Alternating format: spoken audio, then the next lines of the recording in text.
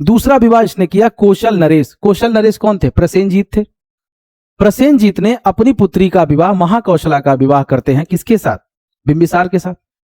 लेकिन होता क्या है कि अनफॉर्चुनेटली बिंबिसार का जो बेटा है अजातशत्रु, वो क्या करता है, पिता को कैद कर देता है और पिता की उस कैद खाने में ही क्या हो जाती है? मृत्यु हो जाती है। पिता के मरने के बाद महाकौशला जो वाइफ है, प्रसेनजीत की जो बहन है, वो भी मर जाती है। और इस बात से नाराज होता है कौन? प्रसेनजीत। और जो दहेज में, जो ये विवाह करके दहेज में काशी दिया रहता है, वापस ले लेता है।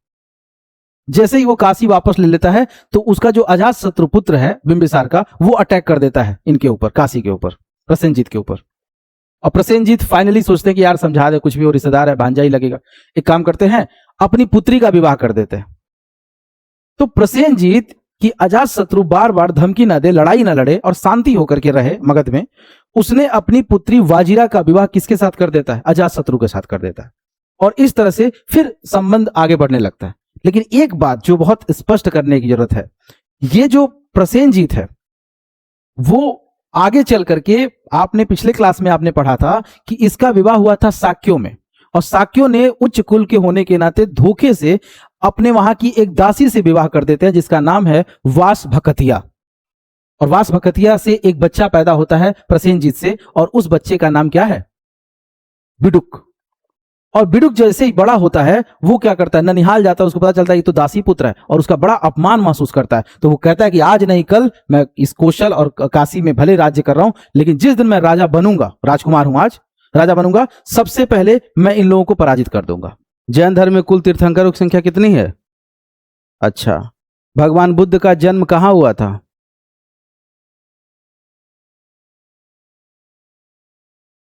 हाँ, लुम्बिनी। अच्छा, भगवान बुद्ध का महापरिनिर्वाण कहां हुआ था? उनकी मृत्यु कहां हुई थी? हाँ, कुशीनगर। कौन वाला कुशीनगर? किस स्थान का? मल्लो का, जो गणराज्य हुआ करता था। भगवान बुद्ध ने अपने जीवन काल में जो उनको कहते हैं ना कि महापरिनिर्वाण हुआ, एक हुआ धर्म चक्र परावर्तन। तो उनको धर्म चक्र परावर्तन जो हुआ, वो धर्म चक्र परावर्तन किस स्थान पर हुआ था? बोध गया में।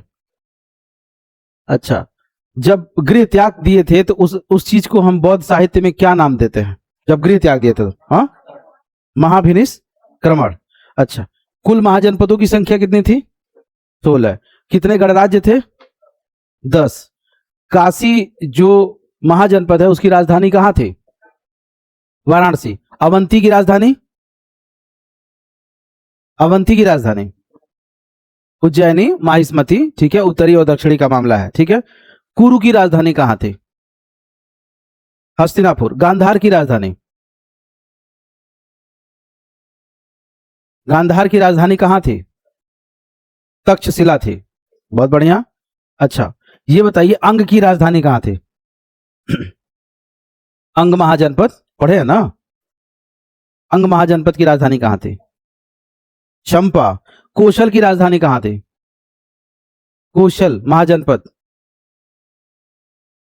कौशल पढ़े है ना? हाँ, कौशल महाजनपद की राजधानी कहां थी? श्रावस्ती। याद तो है यार सब तुम लोगों को, इसमें तो कोई दिक्कत नहीं है, ठीक है। हाँ, ठीक है, चलिए। तो इस तरह से आपने सब राजधानियों के बारे में लगभग थोड़ा बहुत। सुरसेन की राजधानी कहां थी? मथुरा। सुरसेन की राजधानी थी मथुरा। अब अगला टॉपिक आप लोग हेडिंग डाल लीजिए। अब हम लोग यहां से शुरू करेंगे वंश परंपरा, ठीक है। ये सारी चीजें आपने पढ़ लिया था, यहां से शुरू करेंगे वंश। और वंश में पहला लिखेंगे हर्यक वंश। हर्यक वंश, पहला वंश हर्यक वंश। और यहां से स्टार्ट करेंगे, एक एक चीज समझते हुए चलेंगे आप लोग, ठीक है। हाँ, तो हर्यक वंश के बारे में कहा जाता है कि 544 से लेकर के 412 ईसा पूर्व का जो कालखंड है वो किसका है? हर्यक वंश का होता है, ठीक है। यानी बिफोर क्राइस्ट, बीसी कह सकते हैं इसको। हाँ, तो पहला वंश डाल लीजिए हर्यक वंश। हर्यक वंश, हर्यक वंश डाल लीजिए।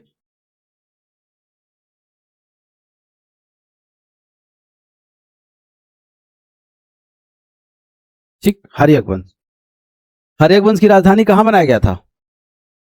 राजगृह, गिरिब्रज, जो 5 पहाड़ियों से घिरा हुआ करता था। ठीक है, तो पहले हर्यक वंश के बारे में 2-3 पॉइंट लिख लीजिए, फिर एक एक राजा के बारे में समझाते चलते हैं। लिख लीजिएगा, हर्यक वंश, हर्यक वंश की प्रारंभ में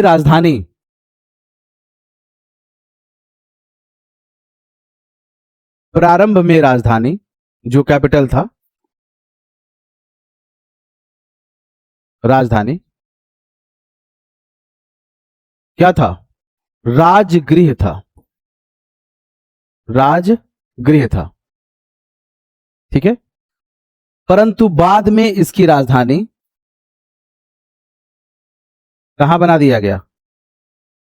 पाटलिपुत्र, पाटलिपुत्र। स्टार्टिंग में कहां रखा गया? राजगिरी, दूसरे बाद में क्या रखा गया? पाटलिपुत्र। ऐसा क्यों हुआ होगा कि पाटलिपुत्र बाद में पहले रखा गया होगा? जाहिर सी बात है, कुछ ऐसे संकट आए होंगे जब ऐसी राजधानियां चेंज करना पड़ता है। बात यह है कि जो हर्यक वंश का पहला शासक है, पहला यानी फर्स्ट, उस व्यक्ति का क्या नाम है? उसको बोलते हैं बिंबिसार। तो जब बिंबिसार गद्दी पर बैठे, बिंबिसार, तो जैसे बिंबिसार पहले ना अपने जीवन काल में सेनापति के पद पर काम कर चुका था वैशाली वाले क्षेत्र में, वहां से वो हट करके फिर एक नए साम्राज्य की स्थापना करता है हर्यक वंश का। लेकिन इसका बेटा आता है कौन? अजातशत्रु। उसी के समय पाटलिपुत्र बनता है। लेकिन उसका बेटा जब आता है उदयन, तो उदयन क्या करता है? एक नई राजधानी के रूप में क्रिएट करता है, उसका नाम क्या रखता है? पाटलिपुत्र। तो क्लियर हुआ कि पहली बार राजधानी किसने रखा था? राजगिरी। और राजगिरी कौन रखा था? बिंबिसार। उसके बाद पाटलिपुत्र राजधानी किसने किया था? ये इसका क्या है? बेटा है कि पोता है? तो ये इसका पोता है। कौन? उदयन। क्लियर है? नोट डाउन कर लीजिए। हाँ, उदयन अलग है, उदयन अलग है। यही अक्सर लोग कंफ्यूज कर जाते हैं। उदयन और उदयन दोनों को एक समझ जाते हैं। हाँ, किसका? उदयन। उदयन तो वो दूसरे जो घोषवती नाम का बीड़ा बजाता था और स्वप्न वासव दत्ता वाली स्टोरी है। हाँ, वो कौशल महाजनपद के अंतर्गत है, वो अलग है, वो तो अलग हीरो है, उसका तो कहानी अलग है, ये अलग है। नोट कर लीजिए, ये पूरा फ्रेम बना लीजिए, अच्छे से फ्रेमिंग कर लीजिए अच्छे सभी लोग। नोट्स में अपने सबसे पहले लिख लीजिए, प्रारंभ में राजधानी राजगिरी, बाद में पाटलिपुत्र, प्रारंभ की राजधानी बनाया था बिंबिसार, बाद की राजधानी बनाया था महाराज उदयन। इस वंश को क्या नाम देते हैं? पितृहंता वंश। तो वह कौन ऐसा वंश है जिसको पितृहंता बोलते हैं? इसी को पितृहंता वंश क्यों बोलते हैं? क्योंकि इस वंश के राजा अपने वंश के जो पूर्ववर्ती राजा होते हैं उनकी क्या कर देते हैं? हत्या, और फिर गद्दी पर बैठते हैं, इसीलिए इसको बोलते हैं पितृहंता वंश। नोट कर लीजिए, इसे पितृहंता वंश कहा जाता है, पितृहंता वंश कहते हैं। ठीक है, अब राजगृह क्यों राजधानी बना था इसके बारे में समझ लीजिए। दरअसल राजगृह के बारे में यह है कि राजगृह इकलौता ऐसा स्थान था, आज भी आप जाएंगे राजगृह, लोग घूमने जाते हैं, अब तो कई सारा रोप वोप बन चुका है राजगृह में। तो राजगृह जो है 1, 2, 3, 4, 5, यानी राजगृह 5 पहाड़ियों से क्या था? घिरा हुआ था। इसीलिए ये गिरिब्रज के नाम से जाना जाता है। यानी इसका एक नाम क्या है? गिरी ब्रज। ठीक है, लिख लीजिए, राजगृह 5 पहाड़ियों से घिरा था, इसीलिए इसे गिरिब्रज के नाम से जाना जाता है। राजगृह 5 पहाड़ियों से घिरा था, इसीलिए इसे ब्रज कहा जाता है।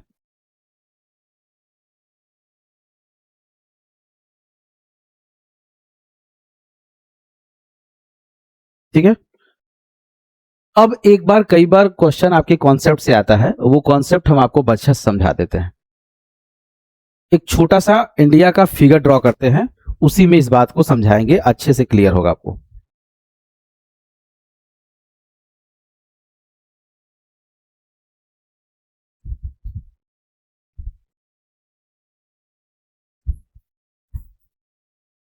ठीक है, इस फिगर में आप बड़ा ध्यान से नोटिस करिए, ये वाला जो जगह है जो बीच में लाल कलर का मैं बना रहा हूं, ये बुंदा, ये है मगध। ठीक है, अब यहां से एक नदी निकलती है मध्य प्रदेश से, ऐसे हो करके ये जाती है। नदी को थोड़ा दूसरे कलर से कर देंगे, ज्यादा अच्छे से दिखेगा। ठीक है, यहां से एक नदी ऐसे निकलती है, जाकर के गंगा में मिल जाती है। ठीक है, इस नदी का नाम क्या है? सोन नदी। ठीक, इधर से ये एक नदी आ रही है, ऐसे होते होते होते होते ऐसे बट रही है, इसको हम बोलते हैं गंगा नदी। गंगा नदी। और यहां से एक नदी ऐसे जा रही है, इसको बोलते हैं चंपा नदी। चंपा नदी। और नीचे एक पर्वत का श्रृंखला घिरा हुआ है, जो यहां से ऐसे करके यहां तक ऐसे बटा हुआ है, इसको क्या बोलते हैं? विंध्य पर्वत। क्या बोलते हैं? विंध्य पर्वत। ज्योग्राफी वाले क्लास में आपने समझा होगा। तो अब आपको समझ में आया कि मगध किससे किससे घिरा हुआ है? चारों तरफ से पूरा। इसी ने तो वो दोआब का क्षेत्र है, दो नदियों के मध्य का क्षेत्र होता है, दोआब उपजाऊ होता है, इसी ने तो उपजाऊ मिट्टी का क्षेत्र है, चारों तरफ से सुरक्षा मिल रहा है। तो नीचे दक्षिण में क्या है? विंध्य पर्वत। पूर्व में क्या है? चंपा नदी। उत्तर में क्या है? गंगा नदी। और अगर आप देखेंगे तो इसके पश्चिम साइड में कौन सी नदी बह रही है, जो गंगा की जाके सहायक मिलती है? सोन नदी। फिगर में ड्रॉ कर लीजिए, ऐसे फिगर में ड्रॉ कर लीजिए, लिख लीजिए मगध। मगध, यहां से ऐसे बहवा दीजिए गंगा। ठीक है, एक तरफ से यहां से ऐसे इसको एक साइड से निकाल दीजिए चंपा, यहां से ऐसे इसमें जाके मिला दीजिए, ये हो गया सोन। और यहां से एक पर्वत श्रृंखला ऐसे निकाल दीजिए, इसको बोलते हैं कौन सा? विंध्य पर्वत। विंध्य पर्वत। तो मगध अगर पूछा जाए किससे घिरा है, फिगर से ही ड्रॉ करके समझ जाएंगे। बना लेंगे ना आप? फिगर बना लीजिए, ड्रॉ कर लीजिए सभी लोग कि मगध किससे किससे घिरा हुआ है। यानी अब इसी से आप अंदाजा लगा सकते हैं कि मगध क्यों शक्तिशाली होगा। क्योंकि सुरक्षा के दृष्टिकोण से एक नंबर, कृषि के क्षेत्र के दृष्टिकोण से बहुत बढ़िया। जहां कृषि और सुरक्षा होगा वहां आर्थिक ढांचा ऑटोमेटिक अच्छा होगा, जहां आर्थिक ढांचा ऑटोमेटिक अच्छा होगा वहां राजनीति शुरू होगी, राजनीति शुरू होगी वहां के क्षेत्रों में उत्पादन, बेहतर व्यवस्था, सारी सुविधाएं यहीं पर होंगी, यानी अर्थव्यवस्था बहुत अच्छा हो गया। समझ ना, एक कारण से कई कारण बंधे होते हैं।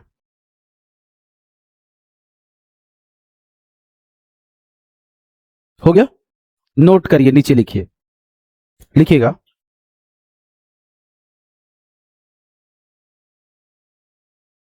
लिखिएगा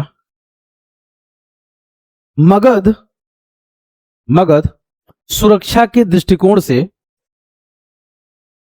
मगध सुरक्षा के दृष्टिकोण से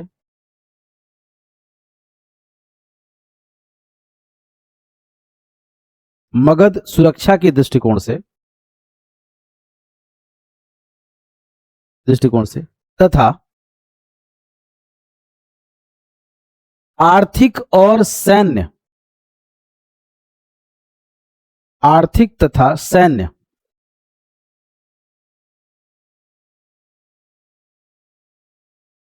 सुविधाओं के मामले में बेहतर था।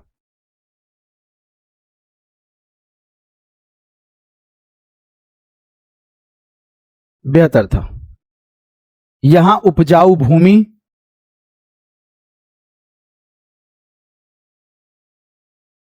उपजाऊ भूमि, लोहे की खान,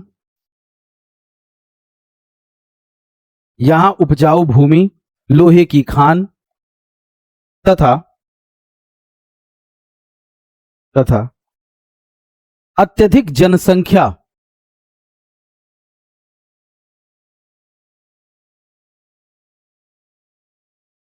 अत्यधिक जनसंख्या और मजबूत व्यापार व्यवस्था विकसित थी, और मजबूत व्यापार व्यवस्था विकसित थी, और मजबूत व्यापार व्यवस्था विकसित थी।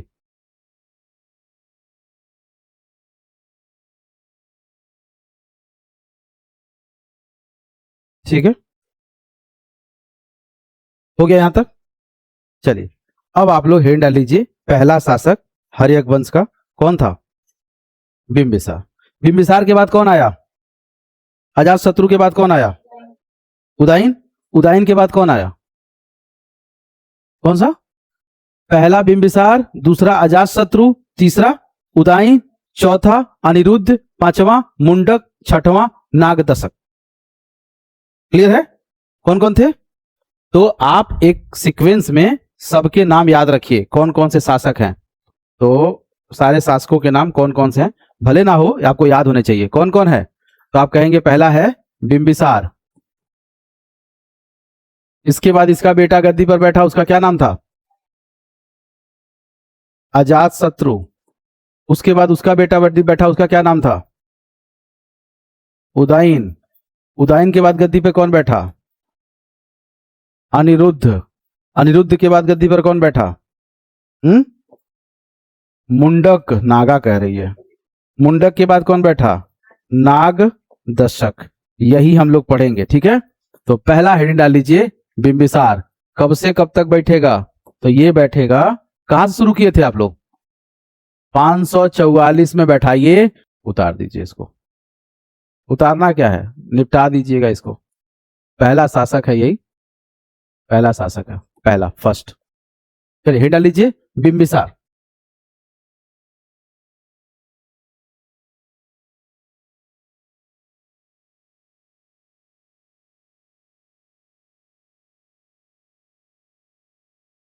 ठीक है। जैसे जो जैन ग्रंथ हैं जितने भी लिखे गए, उसमें उन ग्रंथों में इसको कहा गया कि एक श्रेणिक नाम था इसका, यानी इसका मूल नाम क्या कहा गया है, श्रेणिक। अब देखिए इसका जो मूल नाम है वो है श्रेणिक।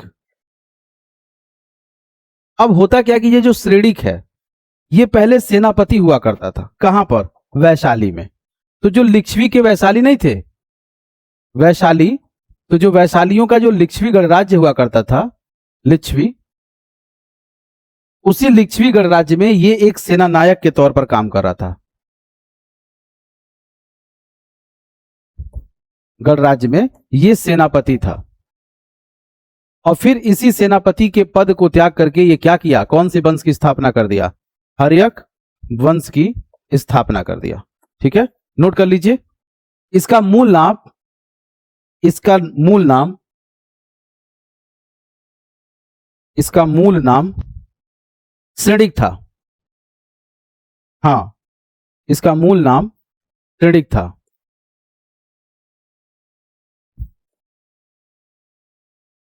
यह वैशाली के लिच्छवी गणराज्य का सेनापति था और बाद में हर्यक वंश की स्थापना किया।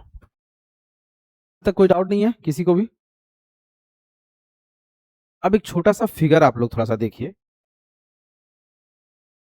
ज्यादा अच्छे से समझ में आएगा।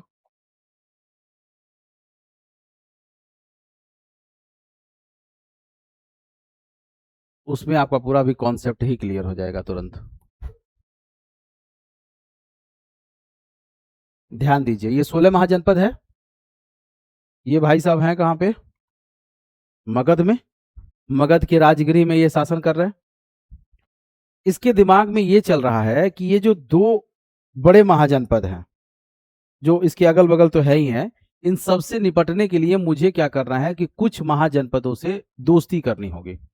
यानी अपने जीवन काल में ये दो नीति अपनाया। पहला नीति तो इसने ये अपनाया कि हम अपना साम्राज्य विस्तार कैसे करेंगे। तो इसने कहा कि साम्राज्य विस्तार करने के लिए सबसे पहले जरूरी है कि किसी से भी क्या करना, मित्रता करना। अरे डायरेक्ट शादी कैसे हो जाएगा, दोस्ती भी तो होनी चाहिए। तो इसने मित्रता करना सबसे महत्वपूर्ण समझा। उसके बाद सोचा कि जब मित्रता हो जाए तो फिर क्या करेंगे, विवाह करेंगे। और जो मित्रता विवाह के छलावे में नहीं आएगा वो क्या करेगा, फिर युद्ध। और यही तीन नीति अपना करके अपने साम्राज्य का क्या किया, ये विस्तार किया। तो अगर पूछा जाए कि बिंबिसार ने अपने साम्राज्य का विस्तार किन आधार पर किया, आप कहेंगे तीन आधार थे। पहला आधार क्या था, मित्रता। सबसे फ्रेंडशिप करते हैं, बहुत अच्छे से रहते हैं। अगर कोई नौकाही कर रहा है, कोई आनाकानी कर रहा है, बात नहीं मान रहा है, तो प्रस्ताव रखेंगे विवाह का, युद्ध कर लेंगे, लेकिन पहले प्रस्ताव रखेंगे मित्रता का। मित्रता अगर हो गया और अच्छा है और लगेगा कि दोस्ती आगे बढ़ करके आप आगे बढ़ा करके क्या बन सकते हैं, विवाह कर सकते हैं, तो और अच्छी बात है। और अगर नहीं मानेंगे तो फिर क्या करेंगे, युद्ध। जाहिर सी बात, ऐसा कोई व्यक्ति है जो ढूंढना मुश्किल है जिसका कोई शत्रु ना हो, मुश्किल है। मतलब कोई ना कोई शत्रु आपका होगा ही होगा। इक्का दुक्का लोगों के थोड़े दुश्मन बहुत कम होते हैं, नहीं होते हैं। अब जैसे क्रिकेट की दुनिया में आप धोनी को जानते हैं, थाला फॉर रीजन, उस आदमी का दुश्मन ना के बराबर है, कम लोग हैं, सब लोग लगभग पसंद करते हैं। लेकिन वहीं युवराज सिंह के बाबूजी को देखिए, एकदम गरियाते रहते हैं उसको, धोनी को पसंद नहीं करते हैं। वो मानते हैं कि उनके बच्चे की जिंदगी के साथ अगर कोई भी ट्रेजेडी हुई है तो धोनी की है। संगीत की दुनिया में बहुत बड़े गायकार थे गुलशन कुमार, लगा ही नहीं था कभी कोई दुश्मन होगा, लेकिन पूरा बॉलीवुड हिल गया वो आदमी के गाने से। और वो गाना भी कौन गा रहा है? सनातनी धर्म से संबंधित धार्मिक गाने निकाले जा रहे हैं। और एक दिन ऐसा क्या हुआ, मर गए वो। एक हीरोइन आई विद्या बालन, ऐसी सुंदर थी कि किसी हीरोइन को कोई भी जो डायरेक्टर तक कोई फिल्म ही साइन नहीं करने दे रहा था। सब लगातार 12, 13, 14 फिल्म साइन करके बैठी हुई थी। मारी एकदम से पूरा सुंदरता से ओत प्रोत कर दी। तीसरे माले पर, शायद 7वें या तीसरे माले पर बैठी हुई थी जंगले पे, किचन में खाना बन रहा था आराम की दिशा में, और उसी जंगले से गिर गई नीचे, मर गई। आज तक सुलझाया ही नहीं जा सका। एक आदमी और है सिंगिंग के क्षेत्र में, उसका कोई दुश्मन नहीं है आज के टाइम में, अरिजीत सिंह का। क्यों नहीं है? क्योंकि दिखावा करेगा ही नहीं। अरे मान लीजिए बहुत बड़े ऑडिटोरियम में शो लगा हुआ, शो से गाना वाना गा करके निकला, वाहवाही निकला, और बाहर निकला देखा किसी के और सुविधाएं नहीं है, गाड़ी नहीं है घर जाने के लिए, वो स्कूटी उठा लिया, ऑटो पकड़ लिया, सीधे अपने घर चला गया, बात खत्म। और एक कॉन्सर्ट जो करते हैं वो, मतलब वैसे तो करते कम है, इतना पैसा पाते हैं कि कई लोगों का पूरा जीवन की कमाई है। बंगाल में अचानक से किसी टिकिया वाली दुकान पे, फुल्की वाली दुकान पे, गली में स्कूटी लेके निकला हुआ बंदा निकल गया, क्या कर रहा है वो? उतनी शोहरत आने के बाद आप बर्दाश्त, आपको अंदाजा भी नहीं है। 100 सिंगर बराबर एक अरिजीत सिंह। एक सिंगर ने बोला, कौन था वो जो रफ्तार, एक दिन मैं सुन रहा था तो कह रहा था कि मेरे जैसे 100 लोगों को खा लेगा, मतलब अकेला सिंगर जो 100 लोगों को खा लेगा, और खा ही लिया है एक ही बार में। जैसे 2007-8 जिसको याद होगा, आप लोग तब एकदम बहुत छोटे रहे होंगे, हम लोग को याद है, हर गली चौराहे मोहल्ले में जो बच्चे थे वो औंआने लगे थे, क्योंकि एक सिंगर आया हुआ था, हिमेश रेशमिया। और हम लोगों का जो जनरेशन था वो समझ ही नहीं पाया 2-3 साल तक कि हिमेश रेशमिया और इमरान हाशमी, ये दोनों आदमी अलग अलग है, नहीं है, एक ही है। हम लोग जानते थे एक ही है, गनों वही लिखता है, गनों वही गाता है, हीरोआ यही है, क्योंकि वही गा ही रहा। और एकदम बुखार चढ़ गया था, शादी विवाह में झलक दिखला जाए गाना चल, लगा भूत आ जाएगा। हमारे गांव पे बारात आया, झलक दिखला जाए गाना चल रहा था, लगभग 11 के समय की बात है, 2010 की बात। और डांस शुरू एकदम अपने जोर पे। अब तो भोजपुरी उस स्थान को ले लिया है, लेकिन बीच में हिमेश रेशमिया स्थान लिए थे। अब इतना हॉरर गाना है, अब वो गाना गाने लगा तो वो जो लड़का था जो बाराती आया था, अब वो बौरा गया एकदम उसमें। अब वो जो पटाखा नहीं होता बड़ा सा गुज्जा, और सब लेकर के बम हाथों में लेकर के उसको धरा दिया, और झलक दिखला जा पे गाना गाने लगा। पूरा ये उधिया गया, पूरा हथवे आधा, अंगूठा उठा चितरा गया एकदम। और जो वो चिल्लाया है, पूरी रात चिल्लाया वो। हाँ, उस टाइम डॉक्टर भी जान ही रहे गांव के क्षेत्र में कितना एक्टिव है आने में। अरे वो जो चिल्लाया रात के 2-3 बजे तक। तब इतना, अब वहां बारात में कौन फ्रिज का पानी लाए, कौन बर्फ लाए, कौन डुबोए, और रोए। झलक इसमें बहुत बड़ा अतिक्रमण हो जाता था जब ये झलक दिखलाजा चलता था, बड़ी डेंजर सीन। अब आप लोग नहीं जान पाएंगे वो चीज जो पहले की जनरेशन देखी हुई है, वो सारी चीजें। अब वास्तविकता में बिंबिसार को कुछ बातें समझ में आ गई थी कि मित्रता करनी है, और अगर मित्रता की बात बन गई और आगे बढ़ी तो वैवाहिक संबंध के आधार पर उस घेरा डालना है। और अगर कोई मित्रता और वैवाहिक संबंध स्पष्ट नहीं करता या एक्सपेक्ट नहीं करता है तो उनके साथ स्वाभाविक सी बात है कि अब हम क्या करेंगे, युद्ध की नीति अपनाएंगे। तो उसने ऐसा ही कुछ सोचा, और अपने साम्राज्य विस्तार की नीति में, इसने बिंबिसार ने, कि अपने साम्राज्य विस्तार की नीति में उसने सबसे जरूरी चीज ये समझा कि हमें क्या करना है, किसी भी देश के साथ मित्रता करनी है। पूरी कोशिश करता था, अगर मित्रता से बात नहीं बना तो वो क्या करेगा, या बात बन गया तो आगे बढ़ाएगा संबंध, विवाह करेगा। और अगर उससे भी संबंध अगर आगे नहीं बढ़ पा रहा तो स्वाभाविक सी बात है वो उस देशों के साथ क्या कर लेगा, लड़ाई करेगा, युद्ध लड़ेगा। अब मित्रता के संबंध में जब भी बात आता है तो 2 क्षेत्र बहुत ही महत्वपूर्ण हो जाते हैं, 2 जगह। एक तो होता है गांधार। अब गांधार क्यों गांधारी? आप अक्सर देखे होंगे कि जब कोई आपका दुश्मन होता है और जिससे आपका पटता नहीं है और आप चाहते हैं कि यार ये मुझे बहुत खटक रहा है, तो उस दुश्मन के बगल वाला, घर वाला व्यक्ति चाहे लाख मूर्ख हो, उसकी बुद्धि विवेक बिल्कुल छीण है, आपके सामने बैठने की भी हैसियत नहीं है, लेकिन आप उससे फ्रेंडशिप कर लेते हैं, उससे बातें करना शुरू कर देते हैं और ऐसी दोस्ती बना लेते हैं कि वो सुबह फोन करके कहेगा, अरे हेलो, सुबह सुबह वो निकल गया है, अभी जस्ट हम देखे हैं, सुबह ही निकला है। आप सुनना चाहते हैं उसकी सारी बातें, वो क्या कर रहा है, क्या जा रहा है, वो इंफॉर्मेशन शेयर कर रहा है, वो आपका दोस्त हो चुका है। आपको पता है कि वो आपकी हैसियत के लेवल का नहीं है, वो आपकी फ्रेंडशिप का नहीं है, आपके माइंडसेट का नहीं है, फिर भी आपने दोस्ती उसको कर रखा है। क्यों कर रखा है? क्योंकि आपको वो इंफॉर्मेशन शेयर करता है। वैसा ही कुछ ये था कि कुरु जो जनपद हुआ करता था, कुरु जनपद से कभी भी बिंबिसार का पटता नहीं था। उसको दिक्कत थी कुरु जनपद से, हस्तिनापुर से। तो उसने क्या किया कि सबसे अच्छा ये समझा कि अगर कुरु वालों से दिक्कत है, चलो ठीक है, इनसे हम लड़ भी नहीं रहे, हम क्यों ना इनसे दोस्ती कर लें, गांधार वालों से। गांधारी से फ्रेंडशिप थी। अब यहां से अगर वो जाएगा तो यहां की सारी सूचना गांधार से उसको मिल जाती थी। तो गांधार को वो एक तरह से एक फ्रेंडशिप कर लिया और कहते हैं कि गांधार में उसने दोस्ती भी किया था और यहां पर अपना क्या भेजा था, एक राजदूत भेजा था, एक संबंध को और अच्छे से स्टैब्लिश करने के लिए। ये बहुत महत्वपूर्ण बात था। एक राज्य ने दोस्ती से उसने कवर कर लिया, वैवाहिक संबंध नहीं, दोस्ती ही सही। दूसरा राज्य, ये तो पहला हुआ। दूसरा जगह जो उसने दोस्ती से ही कवर कर लिया वो क्या था? अवंती। अवंती आप जानते भी हैं, इसके पहले भी आप पढ़ चुके हैं अवंती के बारे में। अवंती, अवंती का राजा कौन है? चंड प्रद्योत। चंड प्रद्योत, ये चंड प्रद्योत अवंती का राजा है, ये वाला क्षेत्र अवंती। और अवंती के राजा आप पूरे हिस्ट्री में जब देखते हैं तो अवंती के राजा के बारे में अच्छी बातों के साथ साथ ज्यादातर आप निगेटिव बातें सुनते हैं। लड़ाका है, लोगों से झगड़ा करता है। आपने उदयन की कहानियां सुने होंगे, उदयन को इसी ने कैप्चर कर लिया था। और स्वप्न वासवदत्ता और के बारे में जो बाद में किताबें लिखी गई, प्रतिज्ञा योगनधारायण जो पुस्तक है वो इसी पर योगनधारायण ने प्रतिज्ञा लिया था जब उसको कैप्चर कर लिया। पहले कहानी सुना चुके हैं, आगे फिर से सुना देंगे। तो चंड प्रद्योत जो है जब कैप्चर हो जाता है, सॉरी, चंड प्रद्योत जो है यहाँ का राजा रहता है, तो ये क्या करता है, बिंबिसार अपनी दोस्ती को स्टैब्लिश करने के लिए अपना एक राजवैद्य इसके वहां भेजता है। क्यों भेजता है राजवैद्य? क्योंकि चंड प्रद्योत को एक दिक्कत हो जाती है, एक बीमारी हो जाती है, इसको पांडु रोग हो जाता है, पांडु रोग। और पांडु रोग से ये ग्रसित रहता है और इसके मरने की आशंका आ जाती है। तो वो क्या करता है, बिंबिसार अपने दरबार का एक राजवैद्य इसके वहां भेजता है और इसको पांडु रोग से ठीक करता है। उस राजवैद्य का नाम है जीवक। कौन है? जीवक। जीवक ये एक राजवैद्य है, राज दरबार का। बहुत प्रशंसनीय काम किया, उसके जीवन को बचाया। तो स्वाभाविक सी बात है कि अब अवंती और गांधार ये दो दोस्ती के काबिल हो गए। इस तरह से उसने घेरा डाल लिया। अब हम देखते हैं इसने वैवाहिक संबंध पर कैसे कैसे साम्राज्य को अपने इकट्ठा किया था। तो पहला हो गया हमारा मित्रता के आधार पर, आपने पढ़ लिया, ठीक है, नोट डाउन कर लीजिए। आगे बढ़ते हैं वैवाहिक आधार पर। देखिए वैवाहिक आधार पर, वैवाहिक आधार पर कैसे? देखिए वज्जी का जो शासक है, लिच्छवी गणराज्य का जो शासक है, वो शासक का क्या नाम है? चेटक। और चेटक की पुत्री है छेलना।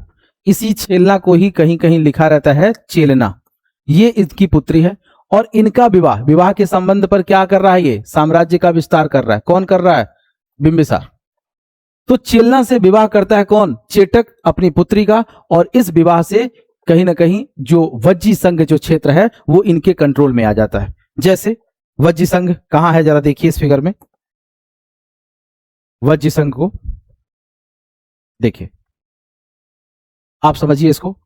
ये मगध है, मगध के बगल में मल्ल है, मल्ल के बगल में वज्जी है। अब कहीं ना कहीं आप देखिए इधर गांधार दोस्ती में आ गया, ये अंग इसकी दोस्ती में आ गया, ठीक है। अब वज्ज से विवाह कर रहा है। वज्ज से किस में विवाह कर रहा है? छेलना से विवाह कर रहा है। और छेलना से जो विवाह कर रहा है, ये कहीं ना कहीं अब ये लोग जो है, जब छेलना से विवाह हो जा रहा है तो ये लोग अब तैयार हो जाएंगे इसकी सुरक्षा करने के लिए, इसकी मदद करने के लिए, ठीक है। और कौन कर रहा है? लिच्छवी के राजा चेटक की पुत्री से विवाह हो रहा है। अब बात यह है कि अगर जब ये चीजें चल गई और अब इसको कहीं ना कहीं अधिकार वज्जी भी मिल गया, तो धीरे धीरे ये अपने साम्राज्य के विस्तार में जो नीतियां अपना रहा है उससे अपने साम्राज्य को ये बड़ा करते चल रहा है। यहां छोड़ दे रहे हैं, आपके फिगर देखने के लिए हो जाएगा। हाँ, अपनी नीतियों के माध्यम से अपने साम्राज्य को दिन प्रतिदिन बड़ा कर रहा है।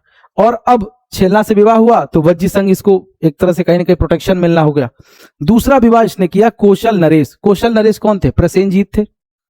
प्रसेनजीत ने अपनी पुत्री का विवाह महाकौशला का विवाह करते हैं किसके साथ? बिंबिसार के साथ।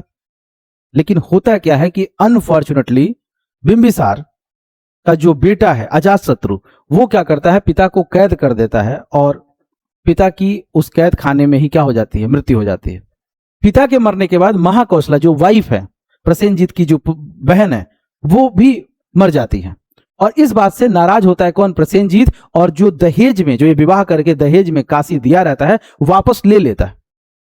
जैसे ही वो काशी वापस ले लेता है तो उसका जो अजातशत्रु पुत्र है बिंबिसार का, वो अटैक कर देता है इनके ऊपर, काशी के ऊपर, प्रसेनजीत के ऊपर।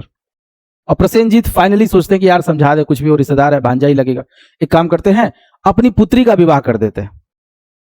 तो प्रसेनजीत की अजातशत्रु बार बार धमकी ना दे, लड़ाई ना लड़े और शांति होकर के रहे मगध में, उसने अपनी पुत्री वाजिरा का विवाह किसके साथ कर देता है? अजातशत्रु के साथ कर देता है। और इस तरह से फिर संबंध आगे बढ़ने लगता है। लेकिन एक बात जो बहुत स्पष्ट करने की जरूरत है, ये जो प्रसेनजीत है वो आगे चल करके, आपने पिछले क्लास में आपने पढ़ा था कि इसका विवाह हुआ था साक्यों में, और साक्यों ने उच्च कुल के होने के नाते धोखे से अपने वहां की एक दासी से विवाह कर देते हैं जिसका नाम है वासभकतिया। और वासभकतिया से एक बच्चा पैदा होता है प्रसेनजीत से, और उस बच्चे का नाम क्या है? बिडुक।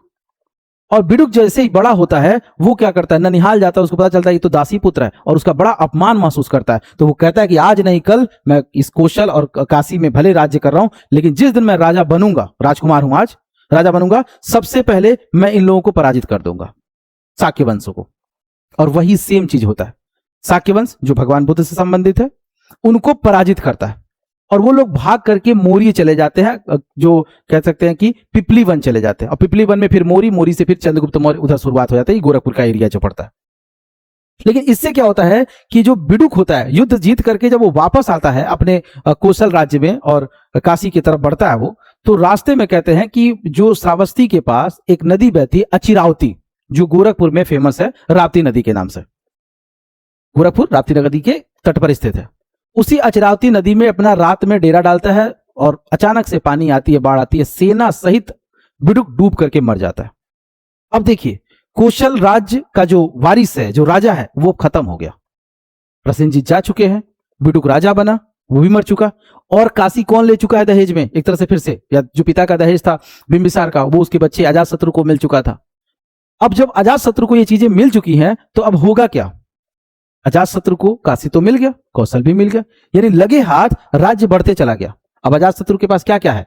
अब देखिए, उसके पास मगध है, काशी का पूरा क्षेत्र है, ठीक है, ये वाराणसी वाला। उसके बाद कौशल का पूरा क्षेत्र है, मित्रता गांधार के साथ है ही, अवंती के साथ है ही, उधर आपने वज्जी संघ को देख ही लिया। मल्लों को धीरे धीरे कंट्रोल कर लेंगे और अंग पर ये युद्ध करके अधिकार कर ही लेते हैं। और ये अधिकार करने का सबसे बड़ा जो प्रमाण मिलता है वो ये मिलता है कि इसका जो पिता है बिंबिसार, बिंबिसार एक बार अटैक करता अंग, यानी चंपा वाली जो राजधानी है, और अटैक करने के बाद यहां पर अपने बेटे को उप राजा के तौर पर नियुक्त कर देता है। यानी धीरे धीरे मगध साम्राज्य क्या क्या हो रहा, उत्कर्ष हो रहा, और ये बहुत बड़ा ताकतवर साम्राज्य बनते चला जा रहा है। यहां तक समझ में आ गया? चलिए नोट करिए। तो पहला विवाह हो गया वज्जी संघ से, दूसरा कौशल, और कौशल के राजा कौन है? प्रसेनजीत। प्रसेनजीत की जो सिस्टर थी, क्या नाम था उनका? महाकौशला। महाकौशला, इनका विवाह किससे होता है? बिंबिसार के साथ होता है। और बिंबिसार से जब विवाह होता है तो काशी क्या मिल जाता है? दहेज के रूप में दे दिया जाता है। तीसरा विवाह राज्य विस्तार में वो करता है मद्र देश से। और मद्र देश कहां पर है? तो मद्र देश अगर आपको जानना हो तो ये जो कुरु देख रहे हैं और ये पांचाल देख रहे हैं, इसके बगल में ये वाला जो क्षेत्र है, ये कुरु और पांचाल, इसी को बोलते हैं मद्र देश। और मद्र देश आज का समझिए पंजाब वाला क्षेत्र है, हरियाणा वाला क्षेत्र है, यानी पंजाब हरियाणा का क्षेत्र है ये मद्र देश। और मद्र देश की जो राजकुमारी हैं उनका नाम क्या है? क्षेमा। ये क्षेमा से विवाह करता है और कहीं ना कहीं अब सुरक्षा दृष्टिकोण यहां से मिल गया। प्रॉब्लम किससे थी उसको? हस्तिनापुर कुरु से। और अब क्या होगा कि हस्तिनापुर कुरु को कहीं ना कहीं अब ये घेरना शुरू कर दिया। एक साइड से गांधार नॉर्थ में, इसके ईस्ट साइड में क्या मिल गया आपका? मद्र देश, सुरक्षा मिलने लगा। और धीरे धीरे धीरे धीरे अब ये राज्य ताकतवर होने लगा। तो अब देखिए कैसे कैसे, यानी ये पूरा लाल जो मैं कलर कर रहा हूं, समझिए ये मगध है, ये अधिकार में आ गया। ये आपका काशी है, ये अधिकार में आ गया। काशी के ऊपर कौशल है, ये अधिकार में आ गया। कौशल के बगल में ये धीरे धीरे धीरे, क्योंकि ये कौशल वाले और ये लोग जो है वज्जी पर अधिकार कर रखे थे, ये मिल गया इनको। ये अपने बेटे को भेज करके और युद्ध लड़ करके अंग पर अधिकार कर लिया था, यानी अंग की पूरा सीमा अपने में मिला लिया था। इधर आप देखेंगे थोड़ा सा कौशाम्बी में थोड़ा सा अधिकार कर लिया था। इधर अवंती को एक तरह से जीवक भेज करके और दोस्ताना माहौल कर ही लिया था। अधिकार नहीं हम कह सकते हैं, लेकिन कहीं से कहीं कंट्रोल तो कर ही लिया था। गांधार में भी दोस्ती कर लिया था। इस तरह से देखिए ये जो मगध है वो कितना बड़ा पावरफुल होते जा रहा है, यानी ये जो साम्राज्य है वो धीरे धीरे बढ़ते जा रहा है। जहां पहले काशी बहुत बड़ा साम्राज्य के तौर पर उभरा हुआ था जो प्रसेनजीत का था, अब किसका बनते जा रहा है? वो मगध का बनते जा रहा है, बहुत विशाल मजबूत। और कौन था राजा? बिंबिसार, हर्यक वंश का। दूसरा शासक कौन हुआ? अजातशत्रु। ठीक है, अभी हम लोग राजा के बारे में पढ़ेंगे। तो ये विवाह आपने समझ लिया। अब आप देखिए इसके बारे आगे चल करके युद्ध के संबंध। तो युद्ध किसके संबंध में होगा? जाहिर सी बात है, अंग राज्य पे युद्ध करता है और यहाँ का उप राजा किसको बनाता है? अजातशत्रु को, और अंग अपने में ले लेता है। तो बस इसी को नोट कर लीजिए, इसको नोट कर लीजिए। ठीक है, नोट कर लीजिए। युद्ध करता है किसके साथ? अंग के साथ, और चंपा अपने अधिकार में कर लेता है, हरा लेता है। और बिंबिसार अपने पुत्र किसको? अजातशत्रु को अंग का क्या बना देता है? उप राजा के तौर पर घोषित कर देता है। यहां तक नोट कर लीजिए, उप राजा के तौर पर घोषित कर देता है। तो अब आपने फाइनली ये सारी चीजें देख ली कि मगध कंट्रोल में, अंग कंट्रोल में, थोड़ा सा मल्ल कंट्रोल में, वज्जी, कौशल, काशी, अवंती, इधर आपका मद्र देश, ये आपका गांधार। ठीक है, इतने सारे क्षेत्र कंट्रोल में आ गए। किसके? मगध के। किसके? मगध के। यहां तक कोई दिक्कत नहीं है? हाँ ठीक है, यहां तक पढ़ लिया आपने। अब नेक्स्ट टॉपिक जो हमारा होगा वो होगा हर्यक वंश। तो सभी लोग हेडिंग डाल लीजिए, हर्यक वंश।